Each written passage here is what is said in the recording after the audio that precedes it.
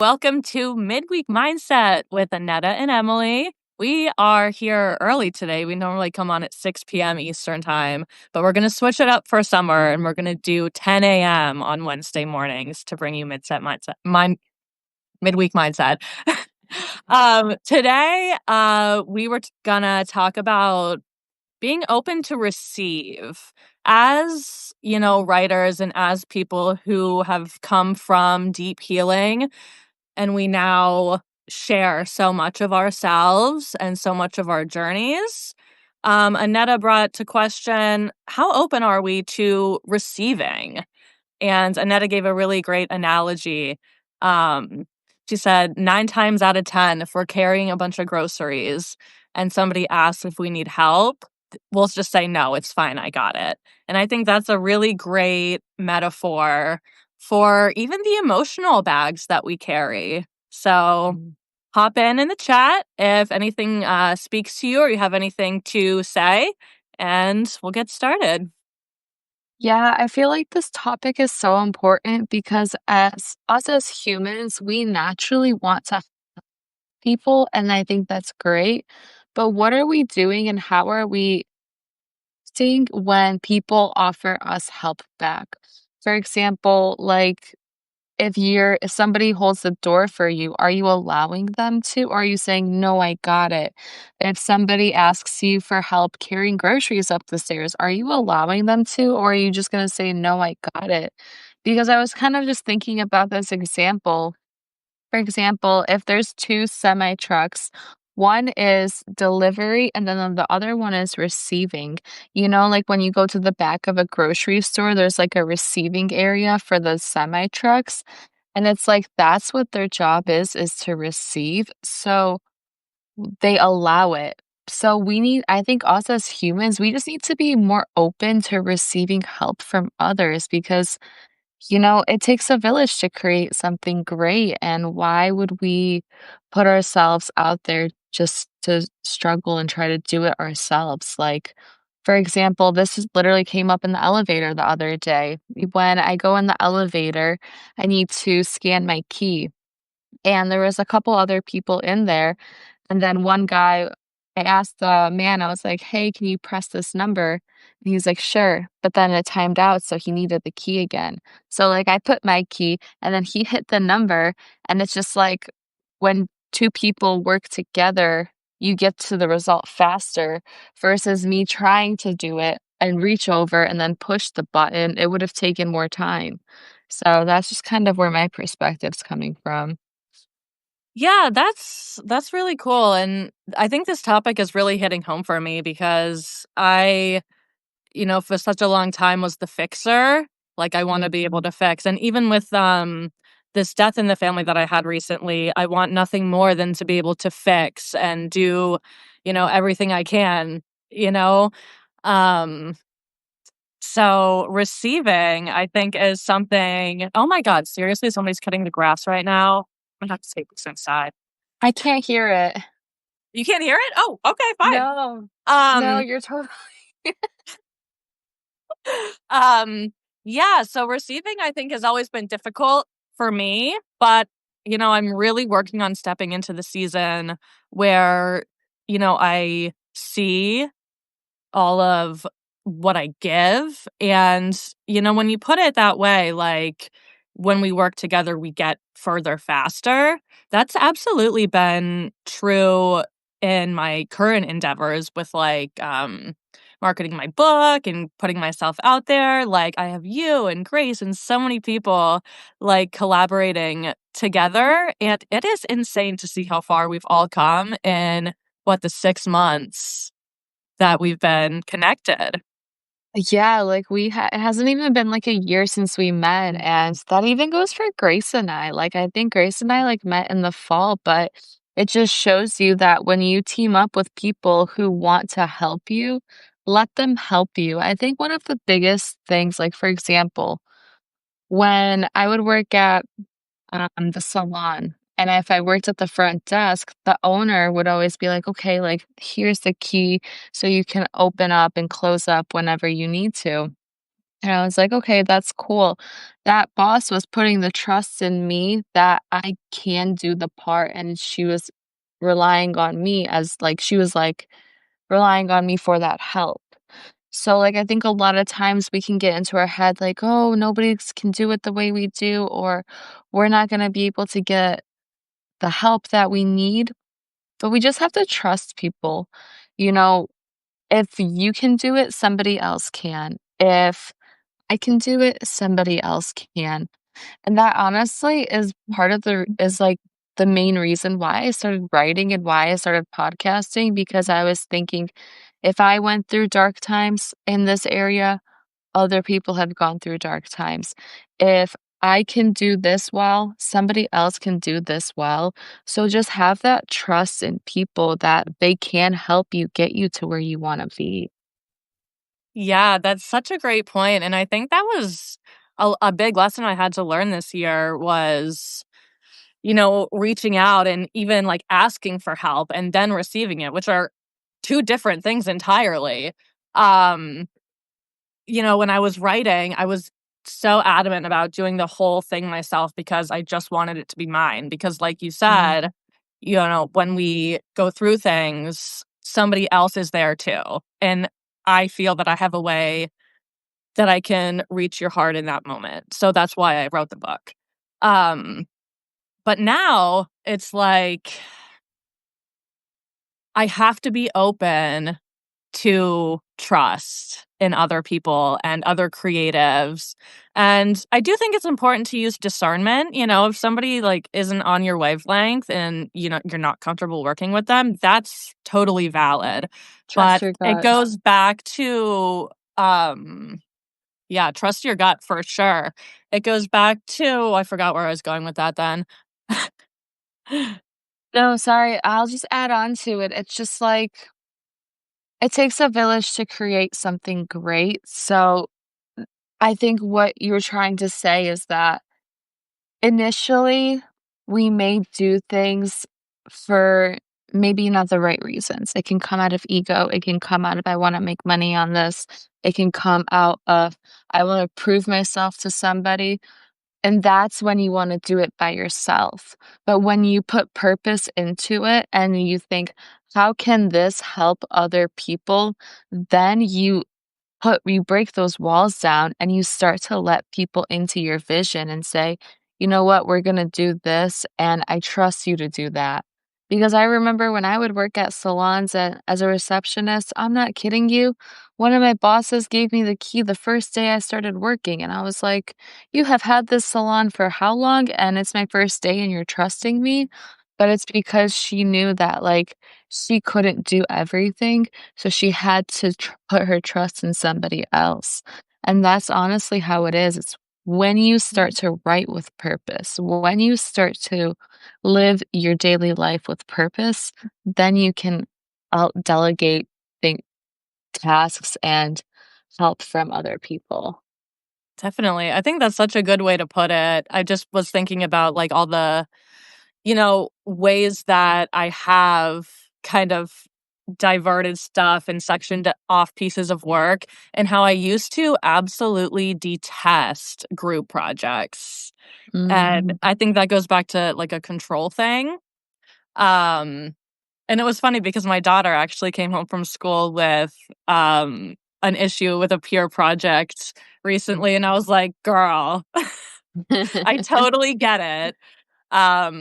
But especially when you're working on, like, a passion project and you find someone that has that similar spark, it just the way it ignites is just so incredible. So taking that leap and trusting your gut and, being intuitive, um, gosh, it's just outside the comfort zone, but like always, it's so worth it.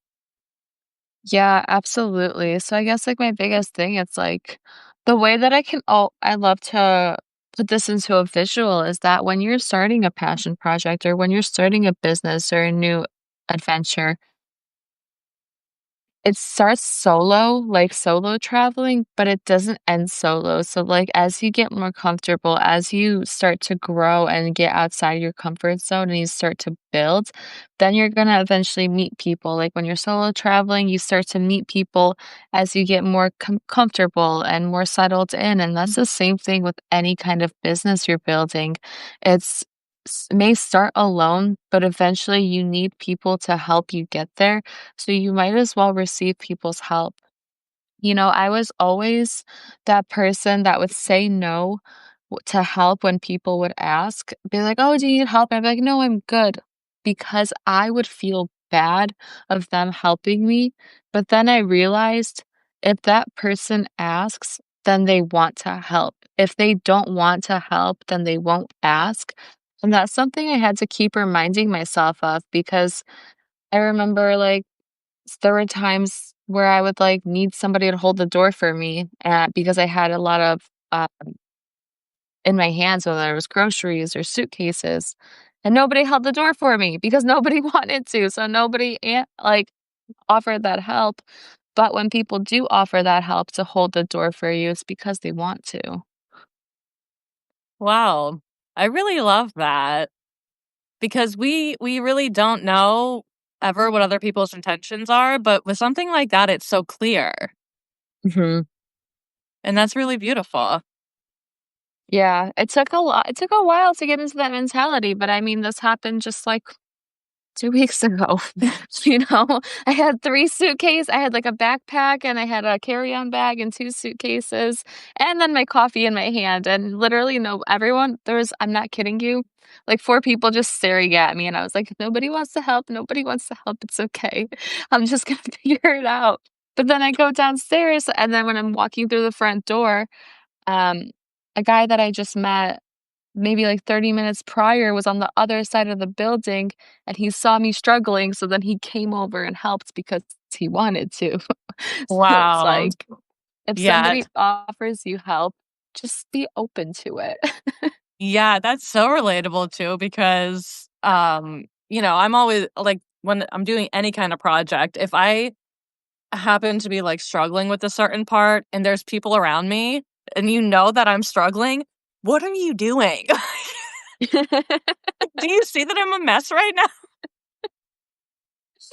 You But lift out a hand. honestly, and that makes me wanna, like, look for more interactions where I can be helpful too.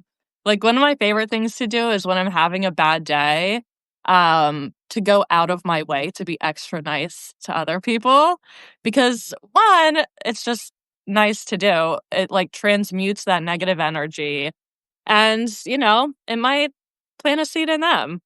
And I think ultimately then, it does lighten my mood as well. Absolutely, it's just being kind because kindness is free, but it can go such a long way. Like, I'll give you a really good example.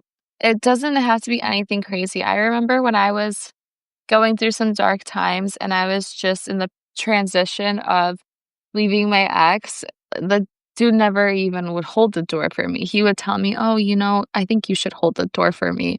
I was like, "Oh, okay, cool." So, when I left that relationship, when somebody held the door for me, I literally cried. I didn't know what to do because I was like, "Wow, somebody is going out of their way to help me and be nice to me." So you never know how much impact kindness can go.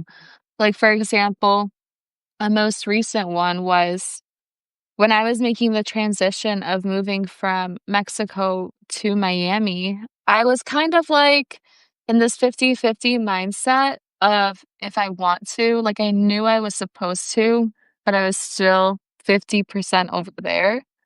And I remember I met this friend here and he texted me, "Hey, it's so and so. Save my number. Let me know if you have any questions. I'm always a helping hand." Because he's texted me that and it was completely free, it made me wanna move here more and it made me feel more comfortable. So you never know how far your kindness can go. Absolutely, and especially with all the things that everybody's been through that we have no idea about. And especially in, like, the way the world is today.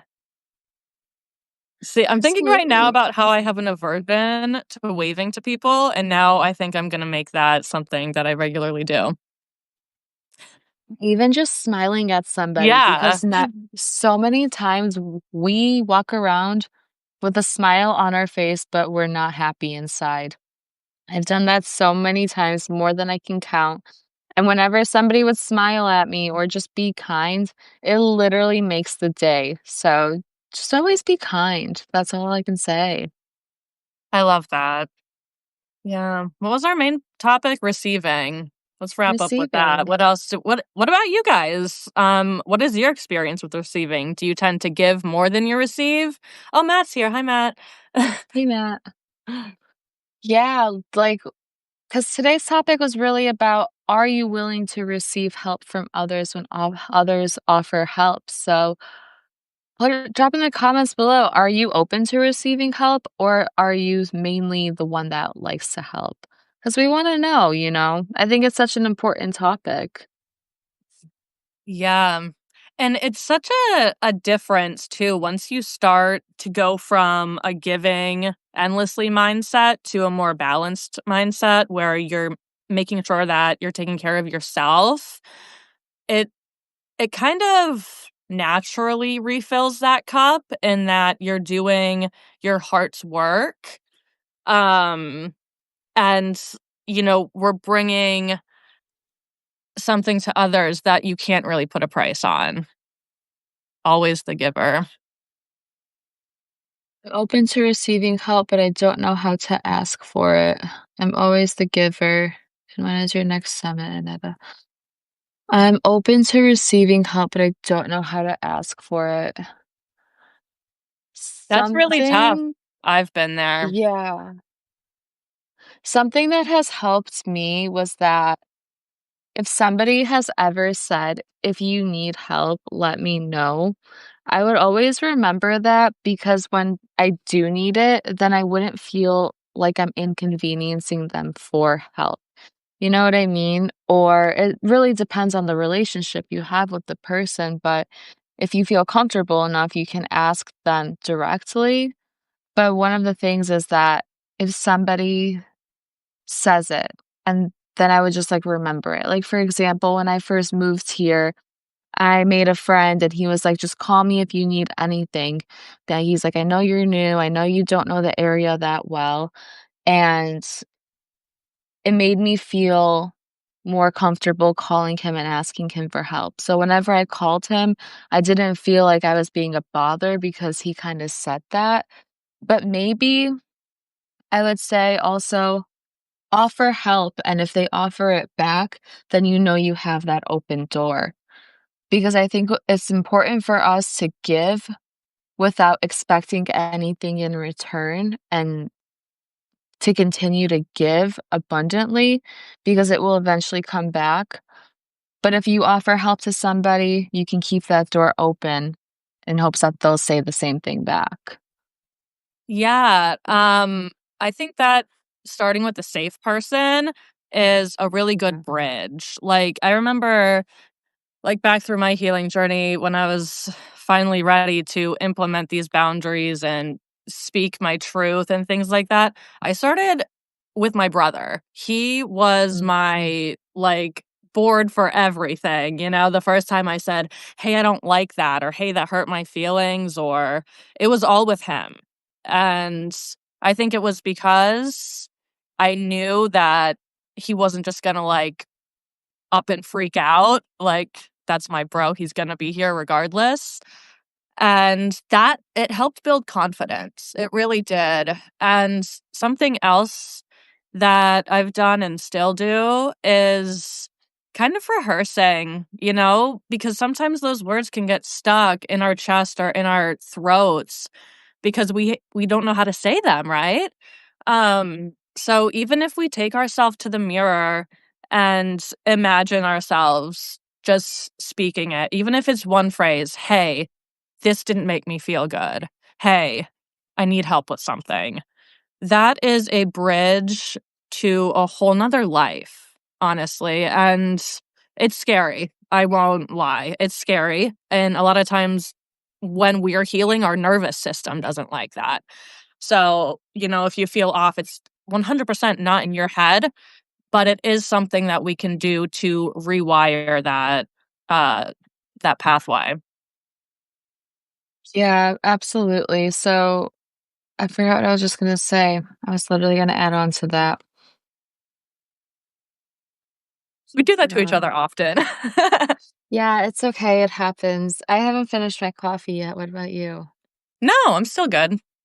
Oh, okay. I was looking at Alan's comment. He said, I'm always the giver. So, something that has helped me, because when in the past I was always the giver as well, and I had to learn how to balance it out. So, I would have to sit there and say, I am open to receiving help from others. I love to give, but I love to receive. And once you start rewiring that into your mind, like, I am open to receiving. I may not always need help, but I want help and I'm okay with it. And that really helps put your ego to the side and say, I'm not perfect. I don't know everything, but I am open to receiving help. And that's the best way to grow, especially if you want to grow with somebody. Yeah, that's really good. And that reminded me of the topic we did a few weeks ago on forgiveness. Like, I really have been working so hard on that. And affirmations are coming in super handy. Like, even though I don't fully believe these things yet, I'm like, I forgive so and so, I forgive this Mm. place. And it's even funny from like a couple weeks ago to now how I would say it and like laugh. Like, I don't believe this for one single second. But even like after a couple weeks of just affirming it, and feeling the release of it, it's I feel it changing, which is really, really cool. So, the way that we speak to ourselves and, you know, to ourselves and about ourselves, it matters a lot, and it changes those imprints on our brain. That is so cool. I think, I was just talking to somebody about this yesterday, and it's like forgiveness is not for them, it's for you. Forgiveness is literally for you. Imagine going to the gym and you pick up 2 dumbbells and you work out with them, and then instead of putting them back on the rack, you take them to lunch with you. Well, that's like the unforgiveness. You're carrying that weight with you. And then instead of putting the dumbbells down after lunch, you take them with you to sleep. And then when you sleep, you get up with the dumbbells. And when you let go of the unforgiveness and the bitterness in your mind, then you let go of the weight. So forgiveness is not for the other person. Forgiveness is for you so you can let go of the weight and move on. So I'm really proud of you for that. Thank you. Yeah, I mean, you inspired me between you and Tammy. I got it. I broke through that barrier, and it really is like so much lighter. Like, you can really feel the difference, and you see life adapting as well, like around you. Yeah, Tammy's a gem. Uh, wow. I don't know, it's just a quick little throwback, Yeah. but Yeah. All right. Well, any other thoughts or comments before we wrap up for the morning? yeah, any thoughts, questions? We're gonna be Wednesdays at 10 a.m. Eastern Standard Time now for the summer. Yeah, if I All right. didn't. Any closing thoughts, Anetta? Any closing thoughts? I kind of want to try leaving you guys with a quote every week, but I didn't prepare one. So give me 1 second. Maybe it'll give people a type in if they have anything to say. And if I have any closing thoughts,